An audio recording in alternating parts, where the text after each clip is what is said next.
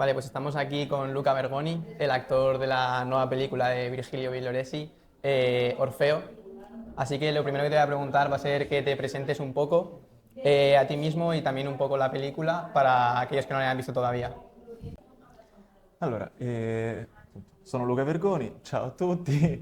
Eh, io non so bene come presentarmi, sono un attore, ho cominciato in teatro facendo piccoli ruoli, a volte muti, e piano piano conquistandomi sempre più spazio e più parole.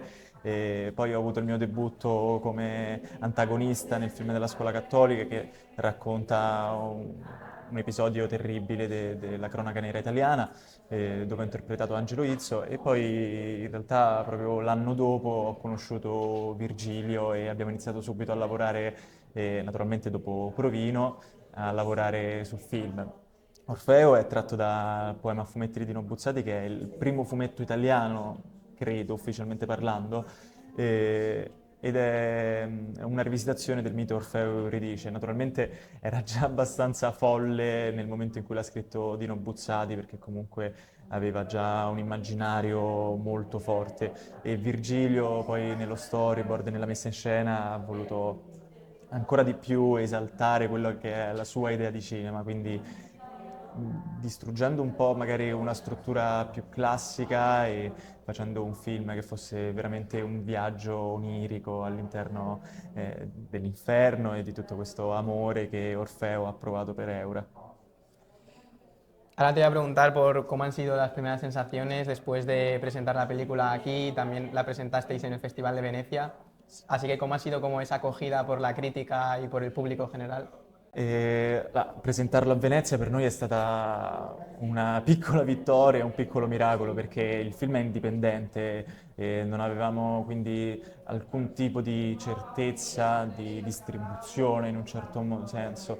E quindi quando siamo stati selezionati per noi è stata una gioia immensa.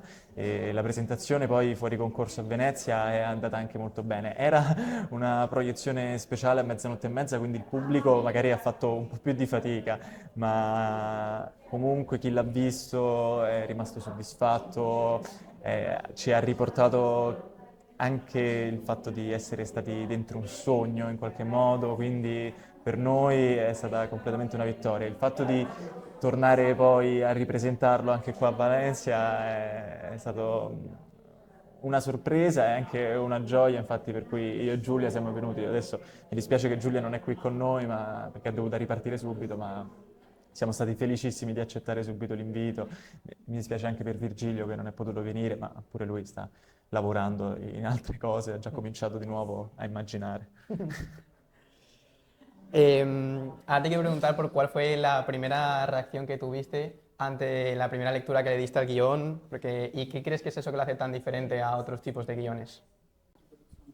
Ma allora, quando non è stata tanto la sorpresa quando ho letto la sceneggiatura, ma quando ho visto lo storyboard di Virgilio, perché ho capito solo guardando i disegni e le inquadrature che voleva realizzare che tipo di cinema voleva andare a fare, qualcosa che usciva molto dal genere ormai più normale, dove appunto si gira in digitale, lui voleva girare in pellicola, si gira in loco e invece lui voleva girare per forza in studio con scenografie, voleva ricreare quella magia dello schermo che è tipica magari di un cinema di altri tempi e che adesso si sta un po' perdendo. Quindi io quando ho letto la sceneggiatura e lo storyboard sono rimasto completamente affascinato e sorpreso dal coraggio che ha avuto Virgilio. Poi in realtà ci sono state anche persone che mi consigliavano di non farlo perché poteva essere un film in qualche modo difficile, ma che comunque mi avrebbe portato via tanto tempo. Io invece mi sono impuntato e alla fine mi è valsa la pena. Questo sono molto contento. En una película tan de fantasía, tan teatral, creo que lo que es el personaje y las interpretaciones cogen un papel muy importante a la hora de una estructura narrativa y de seguir toda la narración. ¿Cómo has lidiado con ese rol?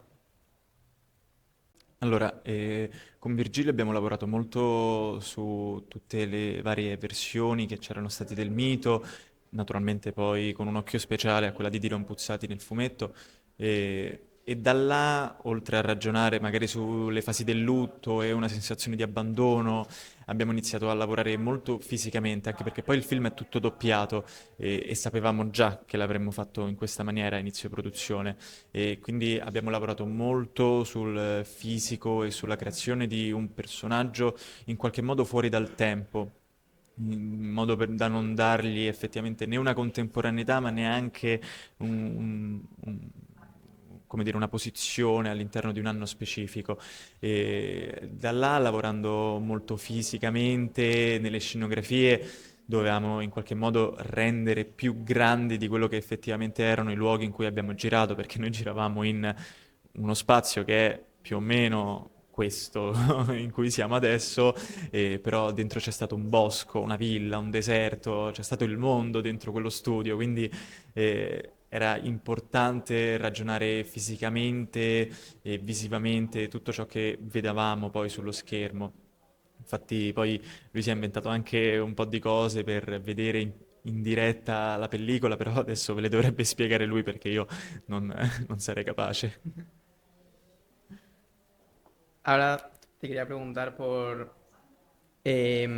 cómo fue lidiar con los diferentes elementos de stop motion que aparecen durante la película. Allora, è stato effettivamente difficile perché comunque reciti con qualcosa che non hai davanti e la cosa più complicata, dopo le prime riprese che abbiamo fatto, ci siamo resi conto che lo sguardo era quello che doveva essere più calibrato possibile, ovvero le distanze. Si nota molto quando io guardo un punto che è vicino a me e quando io guardo un punto che invece è lontano e non avendo effettivamente il riferimento davanti, molte volte dovevamo trovare dei meccanismi per far sì che io possa immaginare più o meno dove sarebbero stati poi posti i pupazzi e le varie miniature.